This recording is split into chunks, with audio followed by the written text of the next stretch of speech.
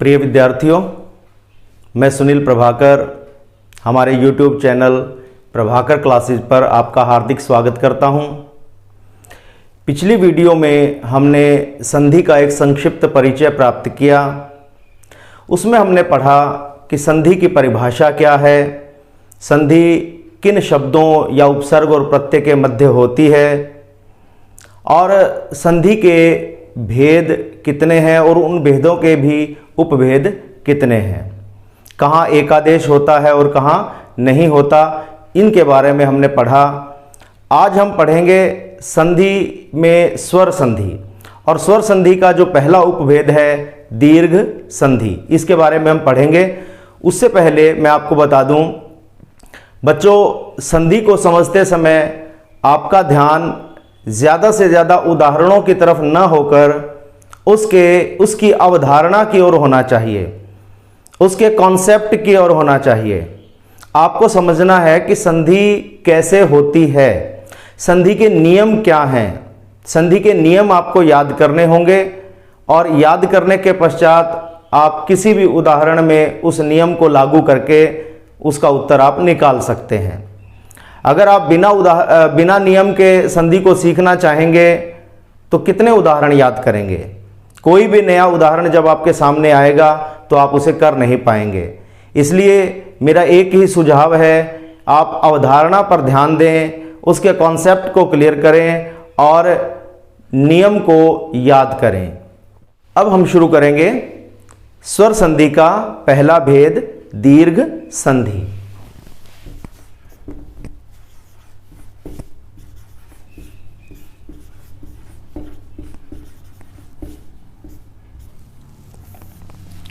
दीर्घ संधि के नियम क्या है बच्चों? आप देखिए, 3 नियम हैं। पहला है अ या आ के बाद अ या आ जाए तो दोनों मिलकर आ हो जाते हैं। दूसरा है ह्रस्व ई दीर्घ ई के बाद ह्रस्व ई या दीर्घ ई आ जाए तो दोनों मिलकर दीर्घ ई हो जाते हैं। तीसरा है ह्रस्व उ के बाद दीर्घ उ आ जाए, ह्रस्व उ या दीर्घ उ के बाद ह्रस्व उ या दीर्घ उ आ जाए तो वह दीर्घ उ हो जाता है। यानी कि इन दोनों में से, अ या आ में से कोई भी एक स्वर पहले हो और कोई भी एक स्वर बाद में हो तो दोनों मिलकर आ हो जाएंगे। ई में से कोई भी एक पहले हो और ई में से कोई भी एक बाद में हो तो दोनों मिलकर ई हो जाएंगे। उ में से कोई भी एक पहले हो और उ में से कोई भी एक बाद में हो तो दोनों मिलकर उ हो जाएंगे, दीर्घ रूप हो जाएगा। ठीक है, अब देखिए आप, ये शब्द आपके सामने हैं, सूर्य जमा अस्त। यहां आप देखेंगे सूर्य शब्द की जो अंतिम ध्वनि है वो है अ। यहां र है, र के बाद य है और य में अ स्वर है तो इसकी अंतिम ध्वनि है अ। तो यहां से जो अंतिम ध्वनि है उसको बाहर निकालेंगे। आप तरीका समझें कि दीर्घ संधि में हम क्या करेंगे, जो अंतिम ध्वनि है उसको बाहर निकाल लेंगे और इधर से जो प्रथम ध्वनि है उसको भी बाहर निकाल लेंगे। हमें बाहर इसलिए निकालना है क्योंकि इन दो ध्वनियों का संयोग होगा और उस संयोग से परिवर्तन होगा। अ और अ ध्वनि दोनों मिलकर आ बन जाएंगी। तो यहां सूर्य की, अब आपको एक ध्यान रखना है कि दोनों स्वर मिलकर जिस नए स्वर में परिवर्तित हो रहे हैं उस नए स्वर की मात्रा आपको यहां लगानी है। ये सब में ऐसे ही रहेगा, दीर्घ में, गुण में, वृद्धि में, सब में, तीनों में ऐसे ही रहेगा। तो अ और अ मिलकर आ हो गया तो आ की मात्रा यहां लगा दें तो सूर्य शब्द से बन गया सूर्या। ठीक है, ये अ का लोप हो गया क्योंकि ये दोनों मिलकर ही आ बने हैं। ठीक है, यहां से अ का लोप हुआ, यहां से अ का लोप हुआ, तो यहां बच गया आधा स और त। इसे लिख दें तो सूर्य जमा अस्त सूर्यास्त हो जाएगा। इसी तरह मिष्ट शब्द को आप देखिए, मिष्ट मैंने मीठा, अन्न मैंने अनाज। मीठा अनाज को मिष्टान्न कहा जाता है। बच्चों, हम इस शब्द का प्रयोग करते हैं और देखते भी हैं। ये शब्द अशुद्ध है, ठीक है। शुद्ध रूप है जो अभी हम इसकी संधि करेंगे वो इस शब्द का शुद्ध रूप है। ट में अ है और यहां अ है। अब आप इसको सीधा ही देखिए, बजाय इसमें से स्वर निकालने के आप सीधा समझिए इसको। ट में अ है और ये अ है, अ और अ मिलकर आ हो जाएगा। तो जो आ होगा उस आ की मात्रा यहां लगेगी। तो मिष्ट जमा अन्न, मिष्टान्न, ये अ का लोप हो जाएगा। तो मिष्टान्न शब्द आपने देखा कि ये इसका शुद्ध रूप है, ये अशुद्ध रूप है, ठीक है। इसका प्रयोग आप ना करें, ये शुद्ध वर्तनी में कई बार प्रश्न में आता है। अब है अंत्य जमा अक्षरी। अंत्य का मतलब होता है अंतिम, अंत का। अक्षरी मैंने अक्षरों वाला, यानी अंत के अक्षरों वाला। ऐसा खेल जो अंत के अक्षर से शुरू होता है उसे कहते हैं अंत्याक्षरी। अब आप यहां देखेंगे, य में अ है और ये अ है, अ और अ मिलकर आ हो जाएगा। तो आ की मात्रा आप यहां लगाएंगे तो अंत्य शब्द को आप कर देंगे अंत्या, ठीक है। और ये अ हट जाएगा, अक्ष और री। ये है शुद्ध शब्द अंत्याक्षरी। हम लिखते हैं या बोलते हैं अंताक्षरी। अंताक्षरी शब्द इसका संधि विच्छेद तो हो सकता है, जैसे अंत जमा अक्षरी, अंताक्षरी बन जाएगा, लेकिन इसका कोई सही अर्थ नहीं निकलता। अंत जमा अक्षरी यानी अंत अक्षरी, अंत अक्षरों वाला नहीं, अंत के अक्षरों वाला, अंत वाले अक्षरों वाला। तो ये जो शब्द है अंत, अंत की जगह अंत्य होना चाहिए। अंत्य का मतलब होता है अंत का। अंत का मतलब तो समाप्त होता है, ठीक है। हमें बताना है समाप्त होने वाले का, अंतिम। तो अंतिम के लिए अंत्य शब्द का प्रयोग होता है, अंत का नहीं होता। अंताक्षरी शब्द अशुद्ध है, ठीक है। इसके बाद आप देखिए, यह शब्द है कुश और यह है अग्र। कुश एक घास है विशेष प्रकार की, जिसकी नोक, जिसके आगे की जो नोक होती है वो बहुत ज्यादा तीखी होती है, तो उसे कहते हैं कुश। और अग्र मैंने आगे, यानी कुश नामक घास का जो आगे का हिस्सा है वैसा, कुश का अग्र भाग उसे कहते हैं। तो ये श में अ है और ये अ है, अ और अ मिलकर आ हो जाएगा। तो आ यहां हो जाएगा, यहां आ की मात्रा लग जाएगी। कुशा ये हट जाएगा, ग्र, कुशाग्र।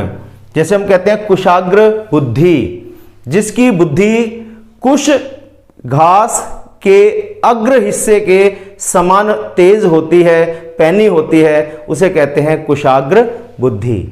तो ये इस तरह से परिवर्तित हो गए। आगे देखिए आप, यहां शब्द है छात्र।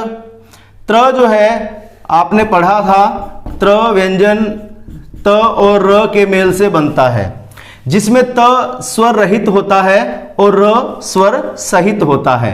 तो स्वर सहित र का अर्थ है इसमें अ स्वर है।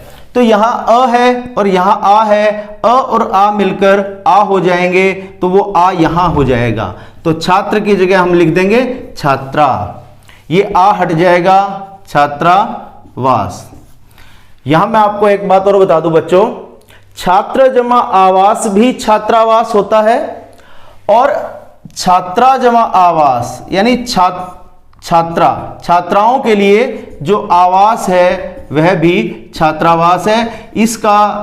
इसकी संधि भी यही होगी, क्योंकि यहां आ है, आ और आ मिलेंगे तो आ हो जाएगा, ठीक है। तो दोनों सही हैं, कोई भी गलत नहीं है। इसके बाद देखिए परम जमा आत्मा। परम यानी श्रेष्ठ, आत्मा जो श्रेष्ठ आत्मा है उसे परम आत्मा कहा जाता है। म में अ है और यहां आ है, अ के बाद आ आएगा। आप देखें अ के बाद आ जाएगा तो आ हो जाएगा। तो परम अ और आ मिलकर आ हो गया, तो यह बन जाएगा परमा। जो नया स्वर बनेगा उसकी मात्रा यहां लगेगी, मैं बार बार बता रहा हूं। यहां से आ का लोप हो जाएगा, आधा त और मा। परम जमा आत्मा, परमात्मा। कृप जमा आचार्य, यहां प है बच्चों, ये शब्द कृपा नहीं है, कृपा शब्द नहीं है, कृपा भी शब्द होता है, लेकिन ये जो शब्द है ये कृप है। ठीक है, कृप ऋषि थे जो पांडवों के पहले गुरु थे। जब कौरवों और पांडवों ने शिक्षा ग्रहण करनी शुरू की थी तो कृप ऋषि से, कृप आचार्य से शिक्षा ग्रहण करनी शुरू की थी। उसके बाद आचार्य द्रोण ने उनको शिक्षा दी थी। ठीक है, तो ये जो कृप है, इस प में अ है और ये आ है, अ और आ मिलकर आ हो जाएगा, तो कृप का बन जाएगा कृपा, और ये आ हट जाएगा चार्य, यानी आचार्य कृप। कृप नाम है और आचार्य मैंने आचरण सिखाने वाला, यानी कि गुरु। महत्व जमा आकांक्षा, महत्व मैंने बहुत बड़ी और आकांक्षा मैंने इच्छा। बहुत बड़ी इच्छा को महत्वाकांक्षा कहते हैं। यहां अ है, यहां आ है, अ और आ मिलकर आ हो जाएगा, तो यह शब्द हो जाएगा महत्वा। यहां आ हो जाएगा, यह हट जाएगा महत्वाकांक्षा। आपको समझ में आना चाहिए, क्योंकि हम एक ही तरीके से कितने शब्दों को लगातार करते जा रहे हैं। इनमें भी वही तरीका होगा और इनमें भी वही तरीका होगा। यहां देखिए आप, रेखा जमा अंकित, यहां आ है और यहां अ है, आ और अ मिलेगा तो भी आ हो जाएगा, तो यहां हो जाएगा रेखा। तो जो आ होगा उसकी मात्रा यहां लगेगी। यहां पहले से ही आ की मात्रा है, एक बार हम इसको निकालेंगे, यहां से अ को निकालेंगे, दोनों को हटा देंगे। जब यहां से आ की मात्रा निकालेंगे तो ख आपके पास आधा रह जाएगा, क्योंकि खा का मतलब है ख जमा आ। जब उसमें से आ निकाल देंगे तो ख व्यंजन अकेला रह जाएगा। फिर जब इन दोनों स्वरों को मिलाकर आ बनाएंगे तो वो आ फिर से इसमें आ जाएगा, तो ये फिर से रेखा शब्द बन जाएगा। तो रेखा, और यहां से आप अ और बिंदु नहीं हटाएंगे, आपको केवल अ हटाना है, बिंदु ऐसे ही रहेगा। तो ये बिंदु यहां आ जाएगा, क्योंकि ये की से पहले है, तो यहां लगा देंगे तो की से पहले। देखो यहां बिंदु का जो स्थान है वो ई की मात्रा से, क से पहले है, तो यहां हम इसको पहले ही लगा देंगे, आपको बिंदु नहीं हटाना। ठीक है, रेखांकित, जिसके नीचे रेखा अंकित की गई हो उसे रेखांकित कहा जाता है। यहां शब्द है विद्या। ये शब्द आप ध्यान रखेंगे बच्चों, ये द्य है, ऐसे द्य, जो द और य, आधा द और य व्यंजन से मिलकर बना है। ये ध नहीं है, ये घ नहीं है। ध अलग व्यंजन है, ये तवर्ग का वर्ण है, ये कवर्ग का वर्ण है। घ से घर, घ से घड़ा और ध से धनुष, ध से धन। ये है द्य, विद्या, विद्यालय। तो बहुत बच्चे इसको विद्यालय को विद्यालय, विद्यालय, विद्यालय ऐसे बोलते हैं और लिखते भी हैं। तो विधा ना लिखें, विधा एक अलग शब्द होता है, लेकिन ये शब्द है विद्या। तो विद्या जमा अर्थी, मैंने कल भी बताया था, अर्थी का मतलब होता है चाहने वाला, इच्छुक। जो विद्या का इच्छुक है उसे कहेंगे। तो आ और यहां अ, आ और अ मिलेगा तो आ हो जाएगा, वो आ की मात्रा यहां लगा देंगे विद्या, ये अ का लोप हो जाएगा और जो शेष भाग रह गया उसे आप लिख दें विद्या जमा अर्थी, विद्यार्थी, विद्या का इच्छुक। जैसे द्वारका जमा अधीश, द्वारका नगरी है, अधीश का मतलब होता है स्वामी। जो द्वारका नगरी का स्वामी है, अर्थात कृष्ण को द्वारकाधीश कहा जाता है। यहां द्वारका में यहां आ है, यहां अ है, आ और अ मिलेगा तो आ हो जाएगा, ये बन गया द्वारका। आ निकला और फिर से आ जुड़ा, द्वारका, ये अ हट गया, ये धीश। ठीक है, अब आप देखिए अगला शब्द है कारा आवास। कारा में र में आ है और आवास में आ है, आ और आ मिलेगा तो भी आ हो जाएगा, तो ये शब्द हो जाएगा कारा। आ निकला और आ जो नया स्वर बना वो इसमें जुड़ गया, इस आ का लोप हो गया। कारा जमा आवास, कारावास। बच्चों कारा का मतलब होता है बंधन और आवास का मतलब होता है कोई कमरा, घर, कक्ष, रहने का स्थान, यानी ऐसा घर जिसमें आपको बंधन में रखा गया है उसे कहते हैं कारावास। ठीक है। तो अंग्रेजी में इसे जेल कहते हैं, हिंदी में कारावास या कारागार भी कहा जाता है। कारागार शब्द इस तरह से बनेगा, कारा जमा आगार। तो कारागार और कारावास पर्यायवाची शब्द हैं। आ और आ मिलकर आ हो जाएगा कारा, और इस आ का लोप हो जाएगा, ये बन जाएगा कारागार। यहां आप देखिए वार्ता जमा आलोप, वारता, र आधा है, उसके बाद ता है, ता का वर्ण विच्छेद करेंगे तो त जमा आ बनेगा। तो यहां आ ध्वनि है और यहां आ ध्वनि है, आ के बाद आ गया तो दोनों मिलकर आ हो जाएंगे। तो यहां हो जाएगा वार्ता का आ निकलेगा और आ जुड़ जाएगा, यहां आ का लोप हो जाएगा। वार्ता जमा आलाप, वार्तालाप यानी बातचीत।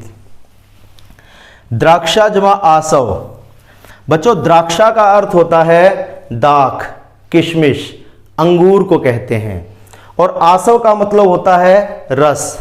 जो दाख का, अंगूर का जो रस होता है उसे द्राक्षासव कहा जाता है।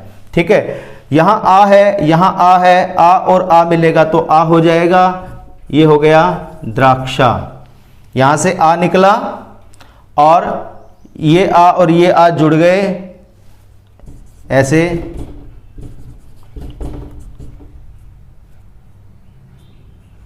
और आ बन गया। तो ये जो नया आ बना, इस आ की मात्रा यहां जुड़ जाएगी, ये निकल जाएगा। ठीक है, तो फिर से ये द्राक्षा हो गया, ये आ हट जाएगा, स और व, द्राक्षा जमा आसव, द्राक्षा सव यानी अंगूर का रस। तो बच्चों ये है दीर्घ संधि।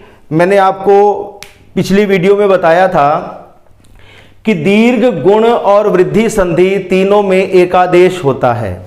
तो अब यहां आप उदाहरणों में देख चुके हैं किस प्रकार दो स्वर मिलकर एक स्वर में परिवर्तित हो जाते हैं, एक स्वर का रूप ले लेते हैं, इसी को एकादेश कहा जाता है। तो दीर्घ संधि में एकादेश है। इसके अलावा दो तीन शब्द ऐसे हैं जहां आप दीर्घ संधि में थोड़ा सा अपवाद पाएंगे, ज्यादा तो नहीं है, थोड़ा सा अपवाद है। वो शब्द क्या है? जैसे एक शब्द है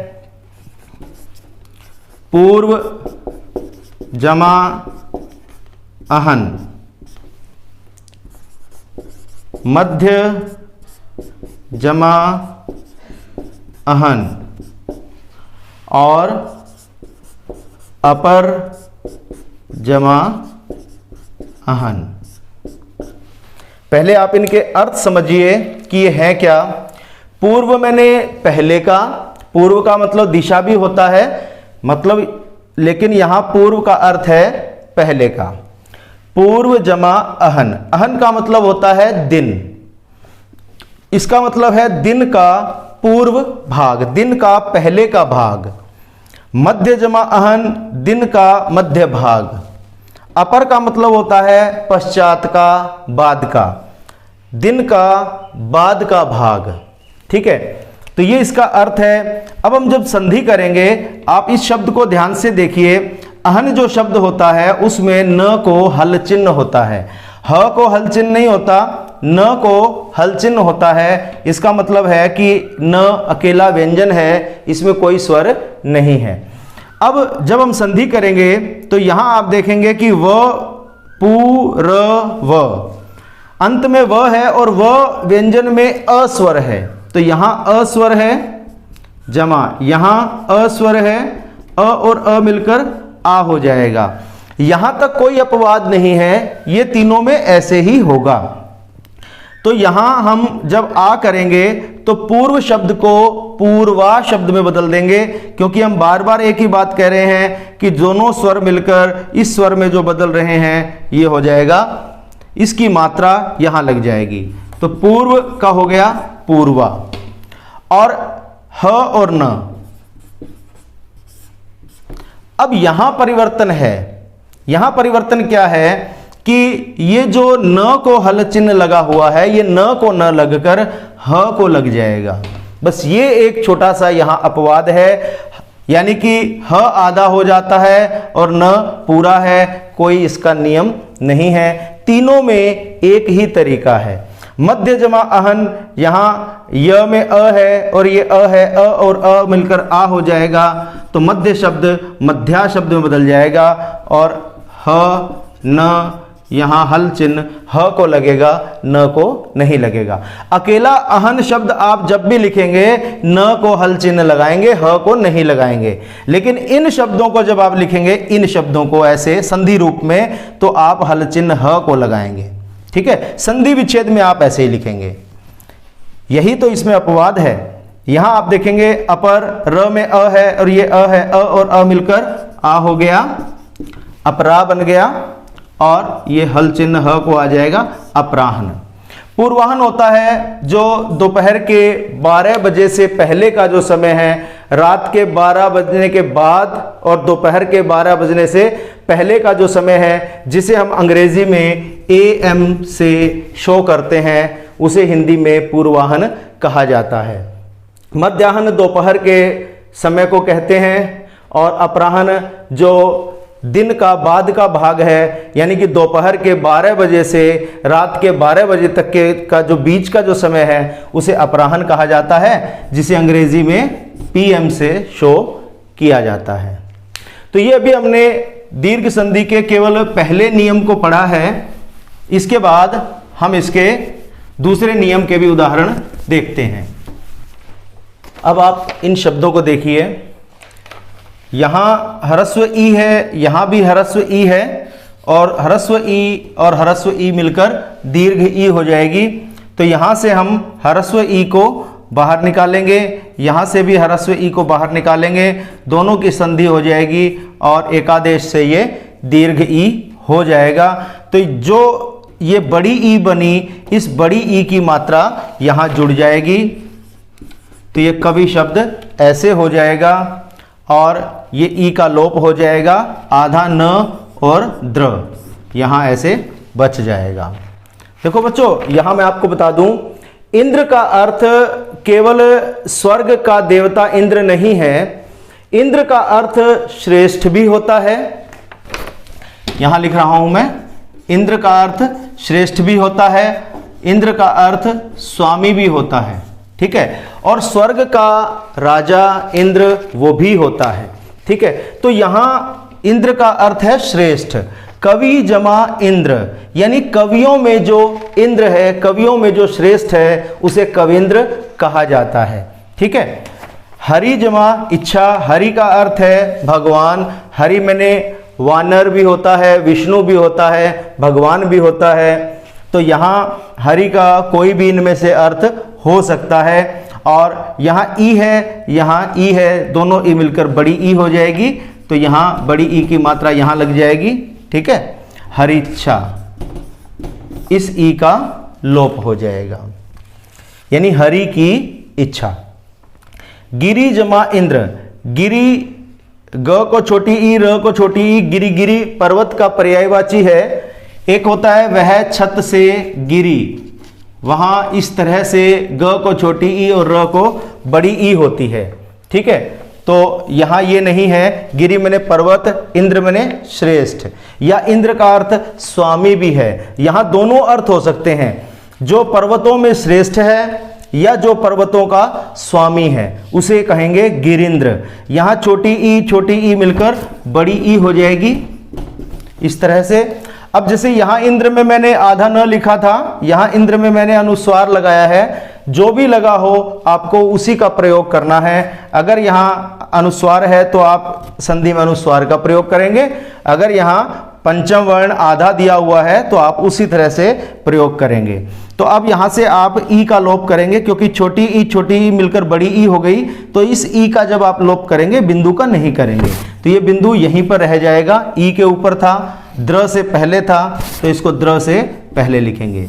गिरिंद्र, गिरिंद्र जो है हिमालय को भी कहा जाता है, क्योंकि हिमालय पर्वतों का स्वामी है और पर्वतों में श्रेष्ठ भी है, और पर्वत का स्वामी भगवान शिव को भी कहा जाता है, तो इसलिए गिरिंद्र शिव का पर्यायवाची भी है। अति में त को यहाँ देखिए आप ह्रस्व ई है, यहाँ भी ह्रस्व ई है, दोनों मिलकर दीर्घ ई हो जाएगी।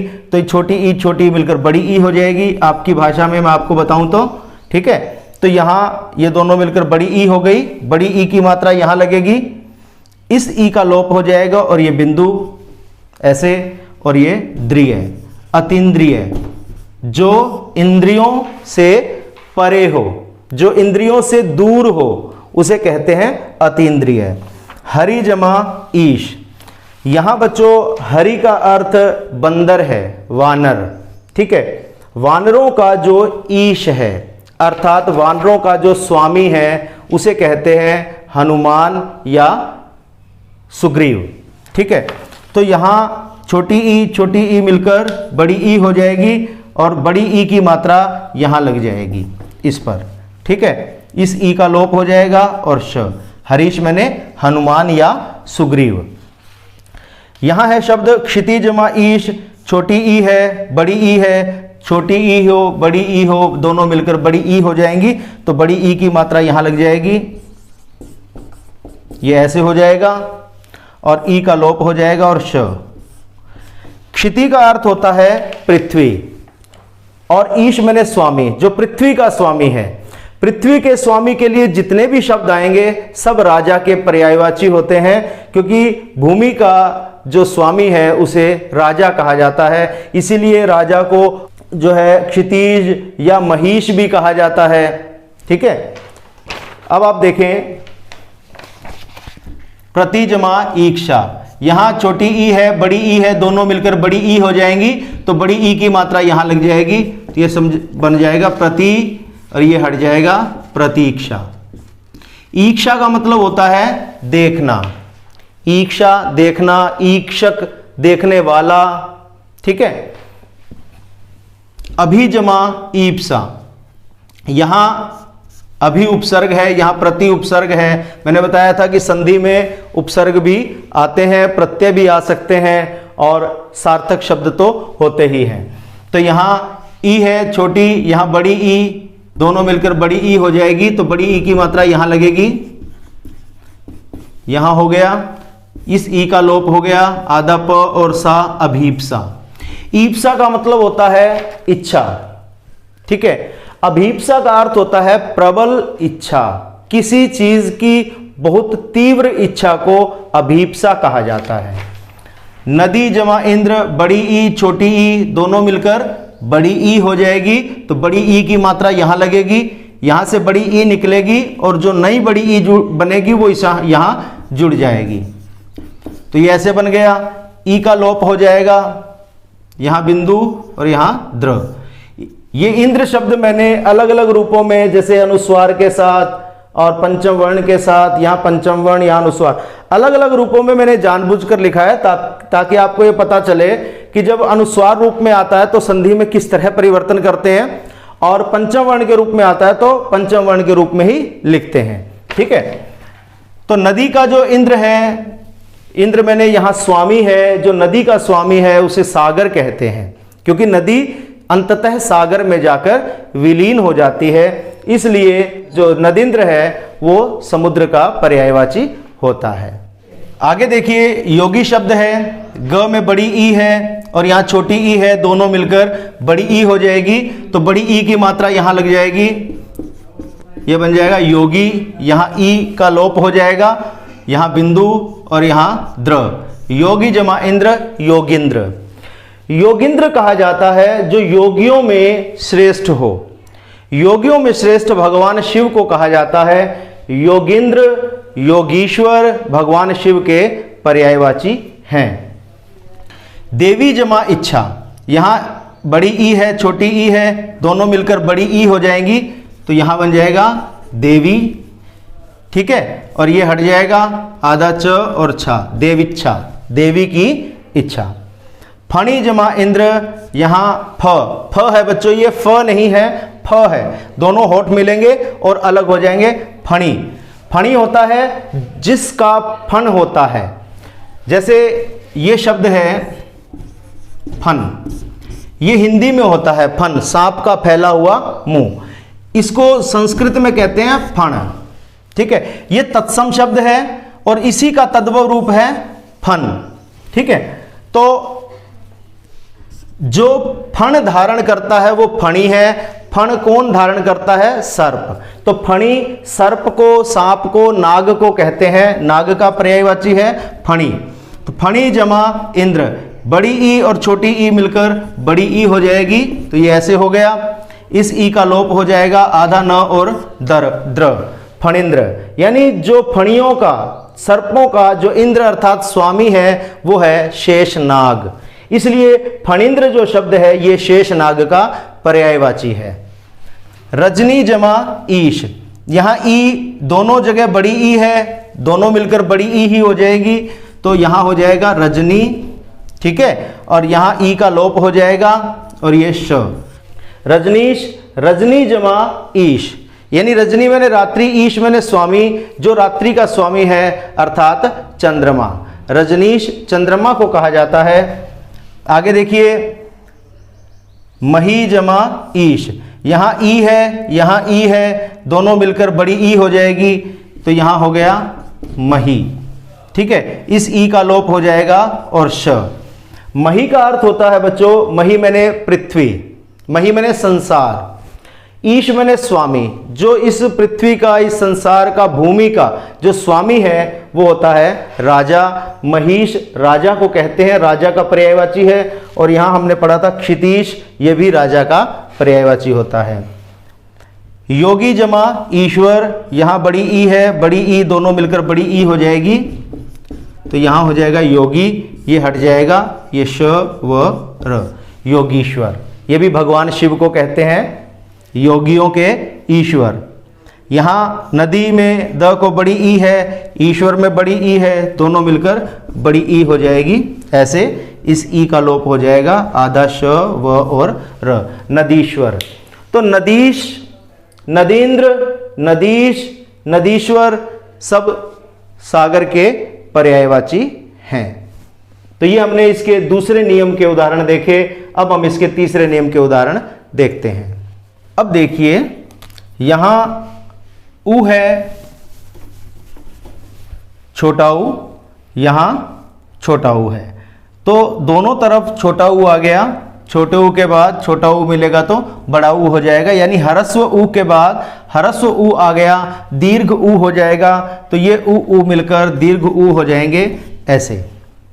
यानी यहां से हम ह्रस्व उ को निकाल देंगे, यहां से हम ह्रस्व उ को निकाल देंगे और यहां से इस ह्रस्व उ को निकाल देंगे और ये दोनों मिलकर दीर्घ उ हो जाएंगे। और इस दीर्घ उ की मात्रा यहां जुड़ जाएगी, ये इस तरह से हो जाएगा। इस उ का लोप हो जाएगा, आधा क और ती, सुजमा उक्ति, सूक्ति। सु मैंने अच्छी, सु एक उपसर्ग है, उक्ति मैंने कही गई बात। ऐसी कही गई बात जो हमारे लिए अच्छी हो, जो हमारे लिए प्रेरणादायक हो, उसे सूक्ति कहा जाता है।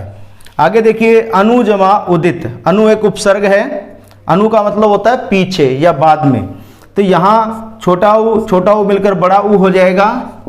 तो यहाँ इस तरह से बड़ा उ हो गया, इस उ का लोप हो गया, ये हो गया अनुदित। अनुदित का अर्थ है जो कोई एक पुस्तक है, वो किसी एक मूल भाषा में लिखी गई है, उसे उस मूल भाषा से दूसरी भाषा में लिख दिया गया, उसे कहते हैं अनुदित।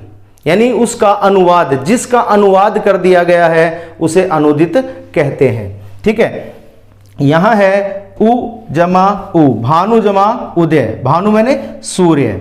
ठीक है, यहां छोटा उ मिलकर हो गया बड़ा उ, तो बड़े उ की यहां मात्रा लग जाएगी दीर्घ उ की, और यहां से उ का लोप हो जाएगा द और य, भानुदय अर्थात सूर्योदय। यहां है मृत्यु उपरांत, मृत्यु के उपरांत, उपरांत मैंने पश्चात, मृत्यु के पश्चात। ठीक है, तो यहां ह्रस्व उ है, ह्रस्व उ है, दोनों मिलकर यहां दोनों मिलकर दीर्घ उ में बदल जाएंगे। तो यहां दोनों मिलकर जिस दीर्घ उ में बदलेंगे उसकी मात्रा यहां जुड़ेगी। ठीक है, यहां दीर्घ उ हो जाएगा, इस उ का लोप हो जाएगा, मृत्यु जमा उपरांत, मृत्यु प्रांत। ठीक है, अब यहां देखिए गुरु जमा उपदेश, गुरु का उपदेश। तो यहां र को छोटा ऊ है। यहां बच्चों मैं आपको बता दूं, जो र व्यंजन है, जैसे हर एक व्यंजन को छोटा ऊ और बड़ा ऊ लगता है, ऐसे ही जब र में छोटा ऊ जुड़ता है तो वो यहां नहीं जुड़ता, ठीक है, नीचे नहीं लगता। बाकी सभी व्यंजनों में तो ऊ की मात्रा नीचे लगती है, र में ऊ की मात्रा बीच में लगती है और वो भी ऐसे लगती है। ये र को छोटे ऊ की मात्रा है। जब र में बड़ा ऊ जुड़ेगा तो ये र व्यंजन में यहां ऐसे बड़ा ऊ हो जाएगा। अब आप इन दोनों में अंतर देखिए, लेखन में आपको अंतर दिखाई देगा। जब आपने ऐसे किया तो ये छोटा ऊ है, जब आपने इसको ऐसे किया तो ये बड़ा ऊ है। तो ये आपको ध्यान रखना है। र में कुछ शब्दों में छोटा ऊ आता है, कुछ में बड़ा ऊ आता है। जैसे रुचि शब्द है, रुचि शब्द में छोटा ऊ आएगा, रुपया में छोटा ऊ, अरुण, तरुण, वरुण, पुरुष, रुकना, ठीक है, गुरु, इन सब में छोटा ऊ आता है। और बड़ा ऊ आता है जरूर, जरूरत, शुरू, नेहरू, रूप, इन सब शब्दों में बड़ा ऊ आता है। रूठना, इनमें बड़ा ऊ आता है, ठीक है। शुरू शब्द में र को बड़ा ऊ आता है, शुरुआत शब्द में र को छोटा ऊ आता है। ये भी आपको ध्यान रखना है। तो यहां र को छोटा ऊ है, छोटा ऊ मिलकर क्या है, बड़ा ऊ हो जाएगा। तो यहां आप बड़ा ऊ लिखेंगे, इस ऊ का लोप हो जाएगा पदेश। वैसे तो आप कहें कि अगर यहां बड़ा ऊ हो तो भी उत्तर तो यही बनेगा, क्योंकि बड़ा ऊ और बड़ा छोटा ऊ मिलकर भी बड़ा ऊ होगा। तो संधि में तो आपका उत्तर सही हो जाएगा।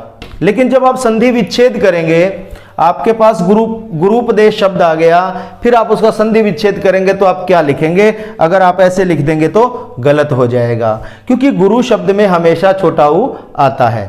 संधि विच्छेद इसीलिए कठिन लगता है आपको, क्योंकि आप जब संधि कर रहे होते हैं तब आप उसमें ये ध्यान नहीं देते कि कहाँ ऊ छोटा है, ई छोटी है, ई बड़ी है, कहाँ आ है, कहाँ अ है। जब आप संधि करते समय ये ध्यान रख लेंगे कि मरु जमा उद्यान, तो मरु में छोटा ऊ आता है, र को उद्यान में छोटा ऊ आता है, गुरु में छोटा ऊ आता है, मृत्यु में छोटा ऊ आता है, चमू में बड़ा ऊ आएगा, वधु में बड़ा ऊ आएगा। जब आप इनका ध्यान संधि करते समय करेंगे तो संधि विच्छेद करते समय आपको दिक्कत नहीं आएगी, ठीक है। ये आपको जरूर देखना है। अब आप देखिए, मरु जमा उद्यान। मरु होता है जहां रेत होती है, ठीक है। मरु उद्यान यानी रेत वाली भूमि में उद्यान होना, बाग होना, बगीचा होना। तो यहां छोटा ऊ दोनों मिलकर बड़ा ऊ हो जाएगा।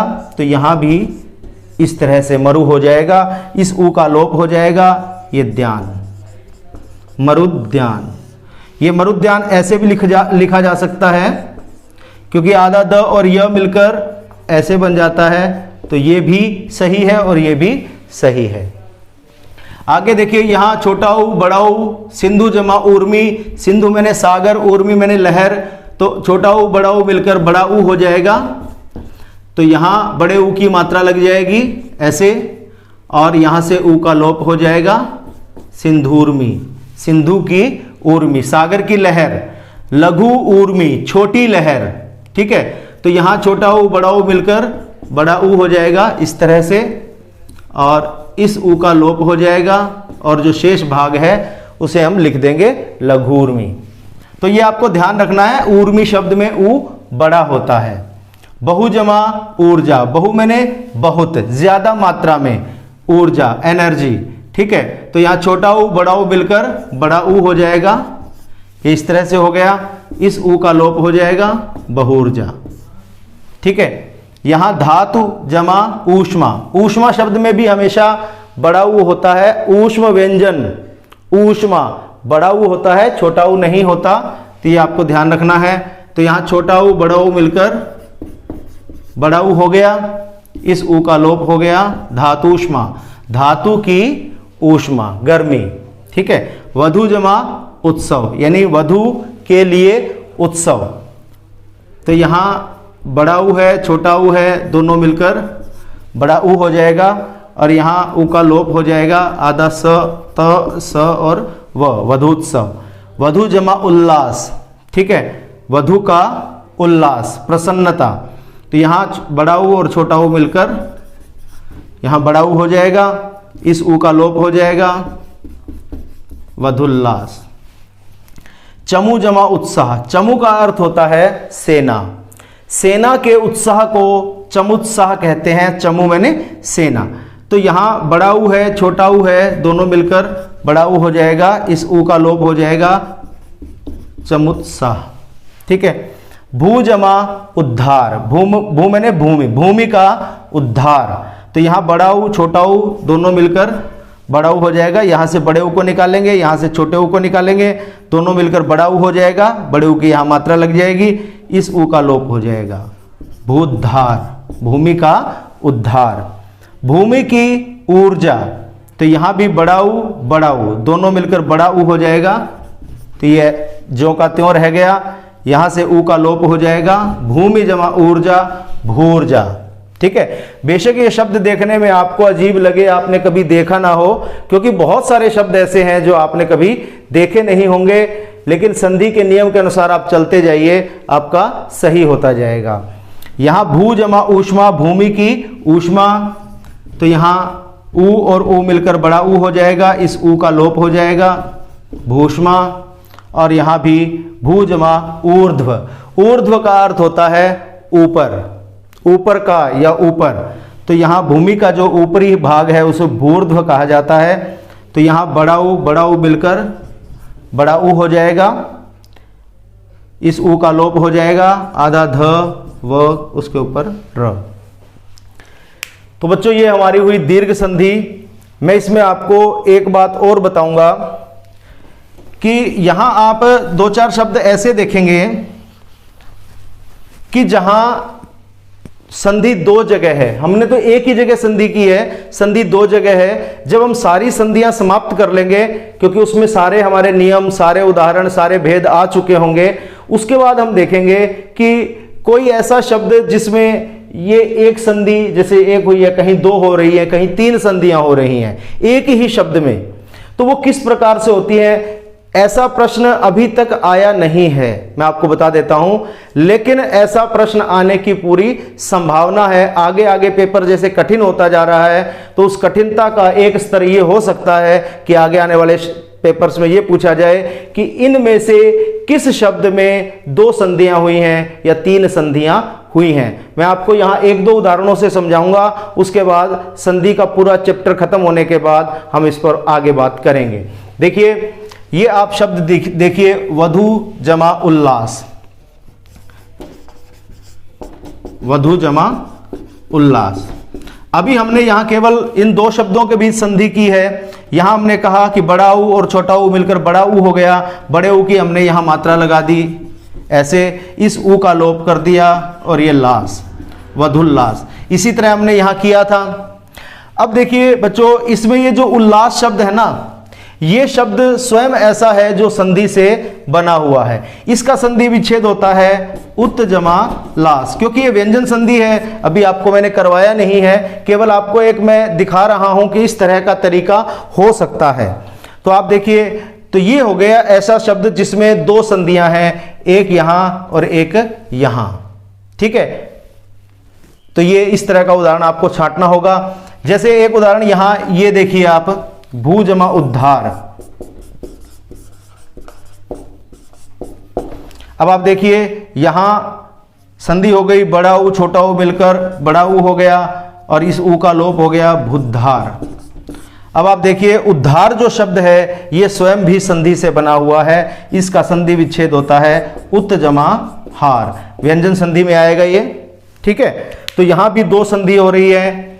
और उदाहरण मैं आपको देता हूं, जैसे एक शब्द है धनोपार्जन। धनोपार्जन है धन जमा उपार्जन।